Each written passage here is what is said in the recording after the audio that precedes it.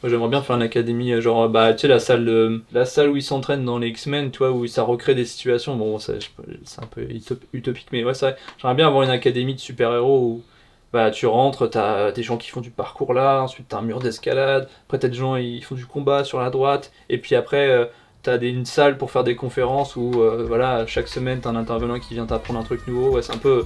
J'aimerais bien avoir une académie de super-héros, quoi, parce que, bah, j'en ai pas eu quand j'étais petit, et j'aimerais bien que ça existe en vrai.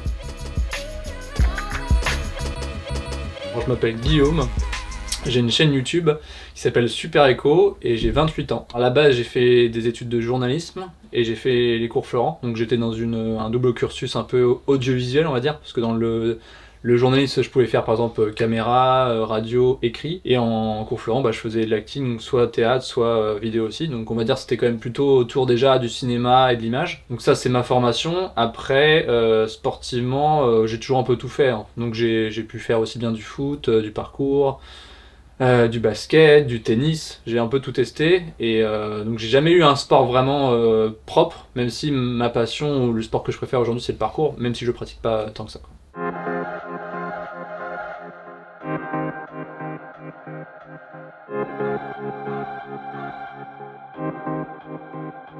Comme j'ai pas trouvé de satisfaction dans le journalisme et dans l'acting, YouTube m'a permis finalement de réaliser plein de rêves qui étaient à la fois sportifs ou au développement personnel. Et du coup, bah forcément, ça m'a un peu conduit à ça parce que bah, dans l'acting, il y avait le côté déjà se mettre en avant, jouer un petit peu, même si c'est pas de l'acting ce que je fais sur ma chaîne, mais il y a quand même un peu de fiction, donc il y a ce côté-là aussi quand même jouer la comédie, donc ça m'a amené à ça. Et le côté journaliste, bah c'est tout simplement mon travail de recherche avant une vidéo, donc sur la compétence, sur trouver le sujet, comment l'écrire, donc il y a aussi beaucoup d'écriture. Donc je pense que journalisme et acting, ça m'a amené finalement logiquement à YouTube, même si c'était pas prévu, quoi. Le concept, vraiment à la base, c'était genre je suis fan de cinéma, donc il y avait des héros ou des scènes dans les films que j'avais envie de reproduire, et pour ça, il fallait que je les apprenne ou j'apprenne les compétences qu'on pouvait voir dans ces scènes-là. Donc c'est en gros comme ça que j'ai construit ma chaîne, c'était en gros j'avais un objectif parce que j'avais vu une scène, et je devais le reproduire. Alors soit refaire la scène, soit juste apprendre ce qui était dans la scène. Donc par exemple, bah, tir à l'arc, c'était réussir tout simplement à tirer à l'arc dans une cible, jongler, faire de l'apnée, et en fait ça j'ai fait quasiment du coup 60 compétences, toujours plus ou moins inspirées de ce film. Donc voilà, c'est souvent des apprentissages, et j'ai aussi parfois des expériences comme résistance au froid, la torture, donc le coxage du GIGN, et des trucs aussi un peu développement personnel, comme arrêter de consommer du porno, etc. Il n'y a aucun moment où j'apprends quelque chose pour juste faire la vidéo, ou tu vois, enfin ça va peut-être m'arriver 2 fois, mais je veux dire, globalement, c'est toujours la démarche, est-ce que vraiment j'ai envie d'apprendre ça, pourquoi je veux l'apprendre, donc c'est toujours personnel en fait. Et je pense que c'est ça qui fait que je vais normalement pas tomber dans un truc où je vais aller chercher des vidéos pour un objectif qui est hors moi, enfin, tu vois ce que je veux dire. Donc j'ai toujours envie de me dire, bah c'est pour moi que je fais ça, quoi. Et bien sûr, c'est cool si ça marche, et bien sûr, c'est cool si ça fait des vues. En ce moment, précisément, on va dire, j'ai du temps pour le street workout. Donc, c'est 4 séances d'1 heure à peu près.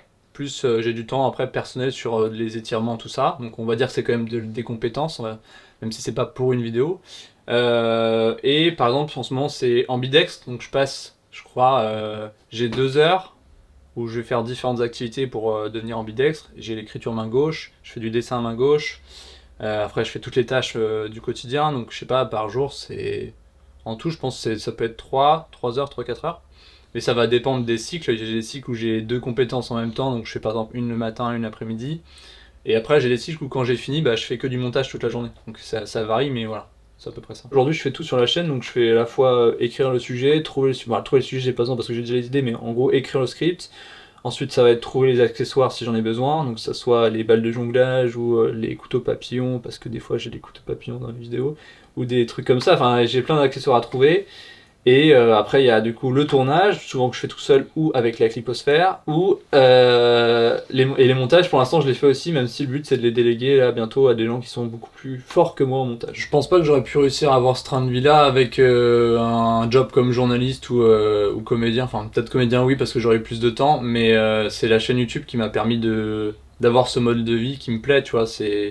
Je pense pas que ça aurait été possible autrement, parce que quand t'es salarié et que tu travailles toute la journée, bah déjà, c'est-à-dire que les moments où potentiellement tu peux apprendre quelque chose, c'est soit le matin, soit le soir. En fonction du travail que tu fais, c'est assez épuisant, donc t'as peut-être pas la force et l'envie.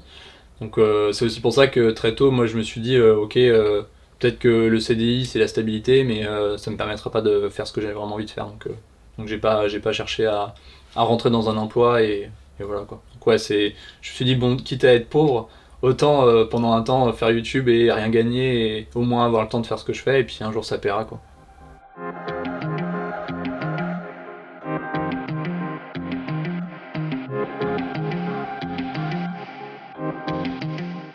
Chaque compétence peut m'amener une vision différente. Donc par exemple, le chant des oiseaux, ça m'a amené le réflexe d'être hyper à l'écoute de mon environnement. Donc c'est-à-dire que je peux pas aller dans un endroit sans faire un peu le truc comme ça. Je vois un oiseau, j'entends un oiseau. Donc clairement, ça a amené une sorte de nouveau réflexe.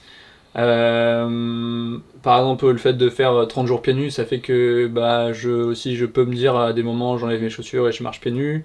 Enfin, en fait, ça a changé beaucoup de choses sur plein de domaines. Là, en ce moment, j'ai fait le défi t-shirt tout l'hiver, donc je sais que maintenant, je peux être en t-shirt quasiment toute l'année, sauf à 2-3 moments où c'est vrai que je pourrais prendre une veste, mais globalement, ça me change beaucoup de choses, en fait, dans le quotidien, sur des compétences comme ça ou des expériences. Donc, ouais, il y a plein de choses qui ont changé.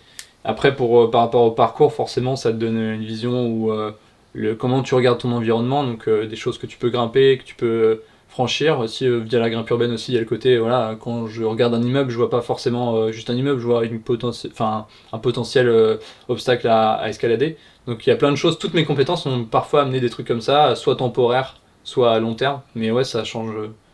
C'est ça qui est cool, c'est que finalement ça impacte, tu vois, ça te fait évoluer, ou même quand tu t'intéresses, comme j'avais fait sur la pornographie ou sur l'écologie, bah ça change ta vision des choses, et ça c'est intéressant. Et s'il y a des trucs qui me servent vraiment au quotidien, comme je disais, je pense, même si ça me sert pas le chant des oiseaux, c'est quelque chose qui m'a vraiment beaucoup apporté. Genre juste épanouissement ou de bonheur de s'émerveiller des trucs du quotidien. Et les compétences développement personnel, ça m'a permis d'être en meilleure santé, je pense. Donc l'arrêter le sucre aussi. J'ai fait un jeûne, donc j'ai fait des choses qui sont bien pour le corps, donc qui sont utiles. Le parcours en général, c'est quelque chose d'utile, même si tu l'utilises pas au quotidien parce que tu te fais pas poursuivre par la police ou par des malfaiteurs, mais il y a un côté utile quand même. Tu vois, une barrière, bon là, pour sortir du tram, il y avait un escalier, il y avait une barrière avec un petit banc, bah je suis passé par là parce que je trouvais ça plus logique, tu vois. Donc ce genre de choses, ouais, il y a un côté utilitaire. Après, il y a plein de trucs qui me servent à rien, quoi. Le Rubik's Cube, dans le quotidien, ça change pas, quoi. Ouais, au bout d'un certain moment, il y a forcément des choses que j'oublie ou que je maîtrise plus. Mais en même temps, c'est assez rapide à reprendre. Là, en ce moment, du coup, pour la vidéo ambidextre, je me force à refaire des compétences que j'ai appris de la main droite sur la main gauche. Donc, il y a le spinning et le couteau papillon. C'est des choses quasiment, pas mes premières vidéos, mais ça doit faire bien 2-3 ans.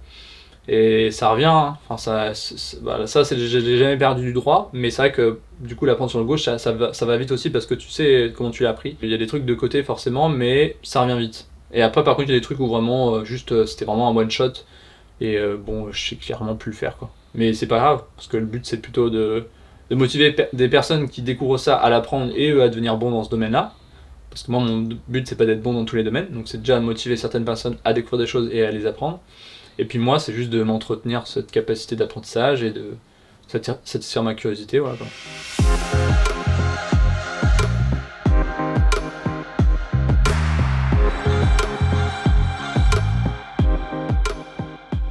Je suis tombé, euh, je suis tombé sur les deux avant-bras après un mouvement de parcours parce que je me suis pris les pieds sur un saut de chat les pieds sur la barrière, quoi. Je suis tombé sur les deux bras et il y en a un qui a fait plaf, qui a fait un claque comme ça. Je suis allé à l'hôpital et ils m'ont dit ah, c'est une fracture du coude et tout ça. Sauf que j'ai été voir plusieurs semaines après un orthopédiste qui me dit bah non, il n'y a pas eu de fracture. Du coup, je comprenais pas trop. Et en fait, suite à ce truc-là, bah, je pouvais plus bouger le coude comme s'il y avait des choses dans le coude, donc c'était genre ça craquait, des trucs comme ça. Et en fait, il y avait des bouts d'os donc, qui avaient dû apparaître au moment du choc. Donc c'était juste un traumatisme, mais assez violent. Et donc j'ai eu plusieurs opérations, j'ai eu une infiltration, ensuite j'ai eu juste une arthroscopie, un truc comme ça. Je sais plus ce que c'est, mais en gros, ils passent avec quelques petits trucs. Donc t'as 4 petits trous, ça a pas marché, et ensuite ils ont ouvert, et là, ils ont enlevé les bouts. Et donc après ça allait mieux. Donc je crois que c'est récemment le plus gros truc que j'ai eu en termes de blessure. Mais sinon, je me suis jamais cassé, je crois. J'ai jamais rien cassé. Puisque du coup, c'était pas une fracture, donc je me suis jamais rien cassé officiellement.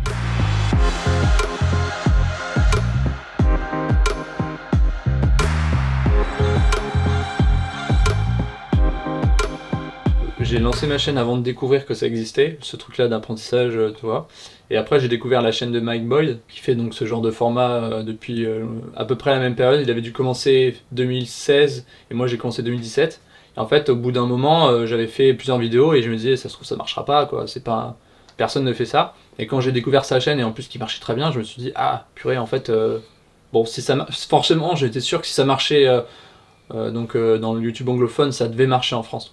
Donc ça, c'est un truc, c'est vrai que ça m'a inspiré, ça m'a dit, ok, tu vas y arriver, quoi. Et il y a Tim Ferriss aussi qui m'a pas mal inspiré à ce truc-là, parce qu'il avait fait un Tim Ferriss Experiment où il faisait aussi, toi, il allait apprendre le parcours avec un champion mondial, etc.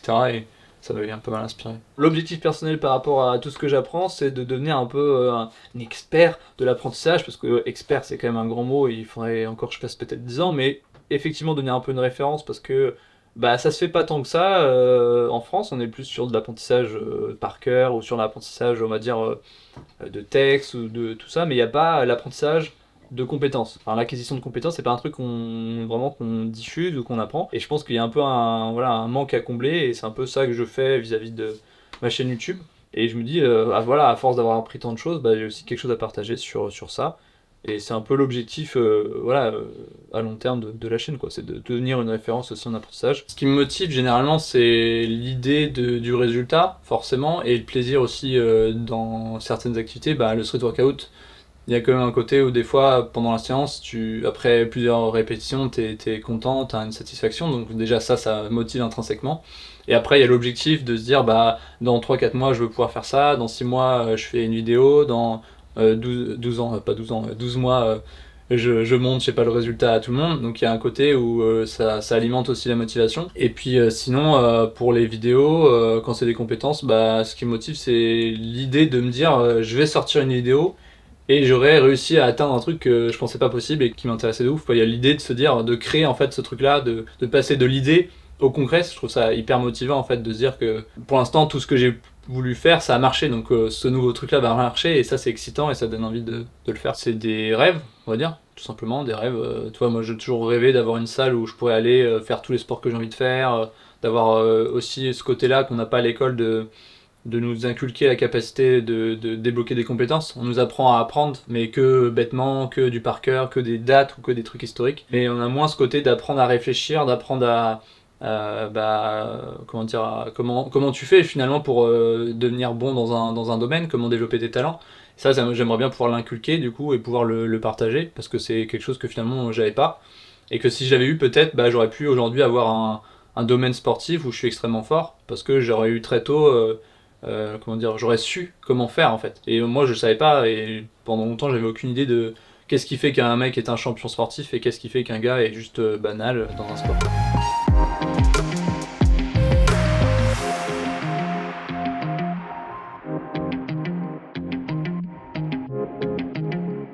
J'ai pas d'objectif inatteignable, je pense pas. Parce que en gros, la leçon justement de ma chaîne, c'est qu'il y a rien qui est inatteignable, quoi. À part si tu me dis, là aujourd'hui, je peux pas faire une vidéo sur j'apprends à piloter un hélicoptère parce que ça serait trop cher et j'ai pas les moyens. Mais c'est pas inatteignable, toi. C'est juste aujourd'hui financièrement c'est pas possible. Mais j'ai pas l'impression qu'il y a des trucs inatteignables. Il y a des trucs pas possibles dans le sens où bah, soit c'est pas éthique, soit c'est pas écologique, soit des trucs comme ça où tu dis du coup je les fais pas et c'est pas possible. Mais inatteignable, non, je pense pas. Je pense que là c'est tout est une question de moyens et d'évolution. Il y a des trucs à un moment T tu peux pas faire, mais que si t'as vraiment envie de les faire, au bout d'un moment ça va marcher. Peut-être que certaines choses peuvent être considérées comme des échecs, mais j'ai pas, tu vois, je me dis pas dans ma tête ah oui, cela à ce moment-là c'était vraiment un échec, ou en telle année ouais j'ai vécu un vrai échec. Je pense que j'ai vécu des trucs difficiles ou des moments de doute ou des trucs comme ça, mais enfin, tu vois, on pourrait dire mes études c'est des échecs parce que bah, ça n'a pas abouti. Genre mon école de journaliste, je suis pas devenu journaliste donc c'est un échec. Les cours Florent, je suis pas devenu acteur donc c'est un échec. Mais en fait pour moi c'est plus des phases et des chemins qui font que bah, je me suis remis en question et que j'ai trouvé une meilleure solution. Donc j'ai pas l'impression d'avoir eu des énormes échecs, tu vois, ou des trucs vraiment où je sais pas. Non, c'est pas un truc, c'est déjà une question que vous m'avez posée, mais c'est vrai que j'ai pas, toi, j'ai pas une entreprise qui a coulé, et voilà. Et même si c'était le cas, je pense que ça serait aussi une forme d'apprentissage ou de leçon sur comment réussir la prochaine entreprise. Donc, j'ai pas trop ce truc-là vis-à-vis de l'échec, tu vois. J'ai quand même, comme tout le monde, des doutes, des moments où t'es un peu dans le mal, où tu sais pas où tu vas, ou des trucs comme ça, mais pas d'échec particulier.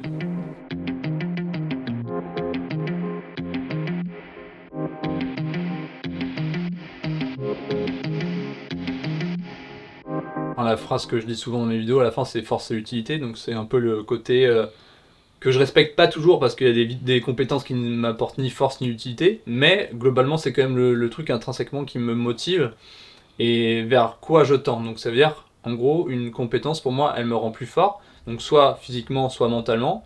Et aussi le côté force, c'est le côté tout simplement le fait d'apprendre plein de choses. Pour moi, c'est une force en soi. Donc il y a ce côté-là, du coup, la force. Et l'utilité, c'est par exemple des compétences comme j'ai pu faire, comme les premiers secours. L'utilité concrète, c'est de pouvoir sauver des gens. Les vidéos développement personnel qui ont vraiment une utilité pour moi. Pour m'améliorer, pour être en meilleure santé. Donc j'aime bien avoir ce côté-là, voilà, force et utilité, pardon, qui est inspiré du parcours, hein, être fort pour être utile.